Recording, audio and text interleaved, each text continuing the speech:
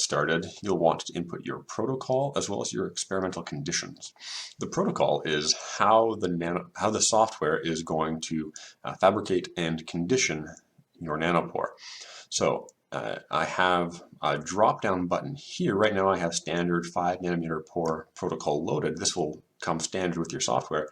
If I try and drop down, I have a couple of different options. This is one that I started using earlier on. But if I want to make a new one, I can click these 3 dots here, and I have a window pop up, and I'm able to change the various fields. I'll go through these fields quickly, and then I'll show you how to save one of the protocols. So for fabrication, on the left-hand side here, we have our starting bias. Essentially, what the software is going to do is it will start each nanopore, each channel independently at 0 volts across the membrane, and it will rise up to this value. So it's going to rise up to -5 volts, and it's going to do that in a ramp fashion with this slope, this volts per minute. So we'll go from 0 to 5 at 3 volts per minute. From there, once I hit my 5 volts, it's going to go to the maximum bias, -14 volts, at this slope, 0.75 volts per minute. And the reason why we have 2 slopes is that I have a certain thickness of my membrane. It's around 12 nanometers. And I know that I'm almost certainly not going to generate a nanopore below 5 volts in a 12 nanometer thick membrane. So I can go pretty quickly up to 5 volts, but then I'm less certain. Maybe we have a certain membrane that is prone to fabrication at a little bit lower voltage, maybe around 6 or 7, and I don't want to be going too fast and have the voltage still ramping up quickly and potentially miss the current spike that is associated with the onset of pore fabrication. So we go from a fast ramp to a slow ramp, and it's in this secondary ramp that we expect the pore to fabricate.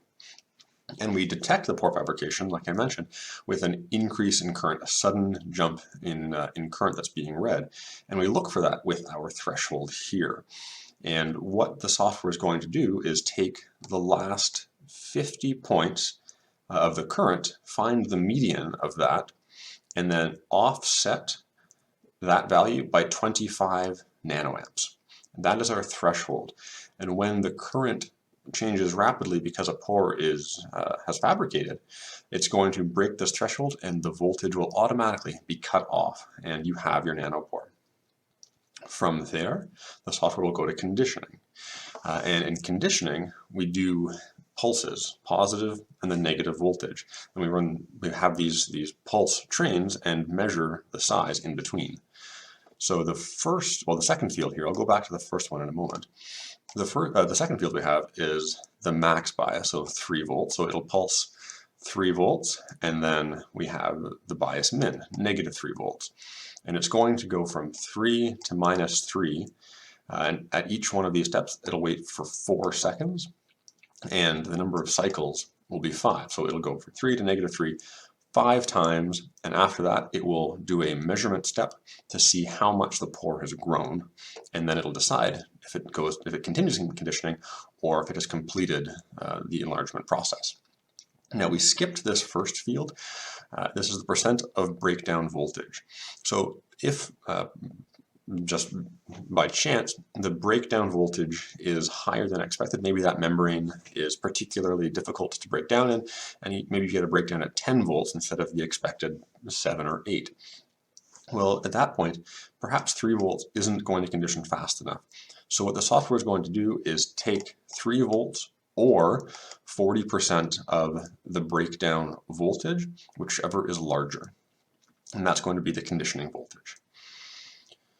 And the final thing I'm going to talk about is the automation. So the final IV threshold as percent of target field means that when the conditioning cycle has finished and it sees the nanopore as the target size, it will go to a final IV. And this final IV threshold means that if I were aiming for a certain size, I would only need the final IV size measurement to be within 90%. And this is because if I set my target size to be 5 nanometers, I don't necessarily always want to be overshooting it when 4.9 would be fine for me. So this is a bit of a, it gives it a bit of a leeway. And the very last thing I'm going to talk about is the Nanopore quality assessment. When this box is checked, the software will automatically condition the pore up to the desired size and then begin checking the quality of the nanopore, the 1/f noise.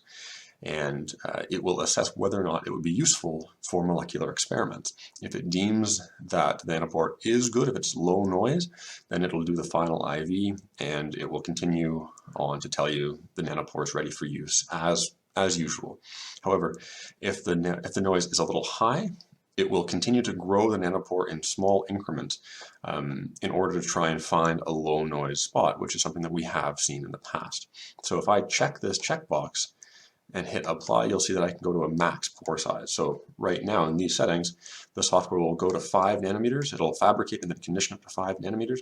And once there, it'll measure the noise, and if it's a high noise pore, it'll continue to enlarge the pore bit by bit and measure the noise along the way. And if it finds a low noise region, then it'll stop. If, however, the noise stays high, the software will stop at 10 nanometers and say, I'm sorry, I can't help you anymore. So if we go back here, I'm going to uncheck this. So we have our standard 5 nanometer pore. These are all of the parameters that are typical. And if you wanted to change them, if you wanted to make your own protocol, say you wanted to go to a 10 nanometer pore or something like that, maybe you wanted to have a slightly more aggressive conditioning because you wanted to go a little bit faster. Maybe you wanted to bump up the conditioning voltage to 4 and -4. You've seen that my protocol is now custom. I can hit apply and I can run with this. It'll say custom, but it won't save. In order to save this for next time, I go to save protocol. I might call this 4-volt conditioning. OK. Apply, and now it's part of my drop-down menu, and it will show up next time as well. It's saved.